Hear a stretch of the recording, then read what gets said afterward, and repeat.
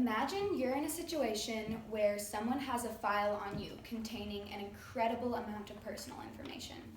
Your name, your birthday, likes, dislikes, credit card transactions, even your social security number. You have no choice in the matter, but they assure you that it will be kept very safe and that only they have access to it. The next day, you find out the entire file was stolen. This is essentially what is happening on a larger scale to millions of Americans every year. The cause? Big data. Although the use of big data has many benefits, strict regulations are necessary to protect the security of personal information. First, I'm going to tell you a little bit about big data and what it is. Then I'm going to talk a little bit about who has access to this data. And lastly, I'm going to talk a little bit about why more regulations are needed. In the words of Tom Price, author of Big Data and Privacy, big data is the collection and analysis of enormous amounts of information by supercomputers. The collection and analysis of this data is used for all types of different reasons. One of the most important things it's being used for is new discoveries in all types of different fields. People take this data and make correlations and use it to find new discoveries. This has been used in medical fields, sciences, national security, and more. A large part of big data is also being collected and used by companies who are using it for marketing research for their own gain. This data is collected from a vast amount of different sources. Your cell phone, computer, emails, search engines, social media, credit card transactions, basically anything that leaves any sort of virtual footprint. Security of personal information becomes a major threat when you look at who has access to this information and the lack of regulations that they need to follow.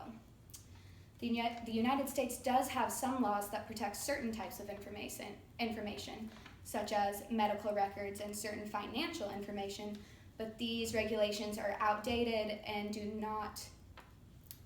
are not big enough for the amount of data that has expanded in recent years. In his article, Big Data and Privacy, Tom Price reveals just how much this system has grown. In the year 2000, about 25% of the world's information was collected and stored digitally. Today, it's 98% and climbing. Every virtual move you make is being tracked, collected, and stored by companies that you have no idea, by companies and organizations who you have no control over. Federal organizations have additional policies in place involving privacy and cybersecurity, but companies and organizations do not have to follow these same policies, leaving their own cybersecurity and privacy security in their own discretion. Big data applications that have fewer security measures in place are more vulnerable to cyber attacks. In fact, breaches in big data are not all that uncommon. For example, Daniel Wolf from the American Banker describes the breach in data that took place at the New York Mellon Corporation.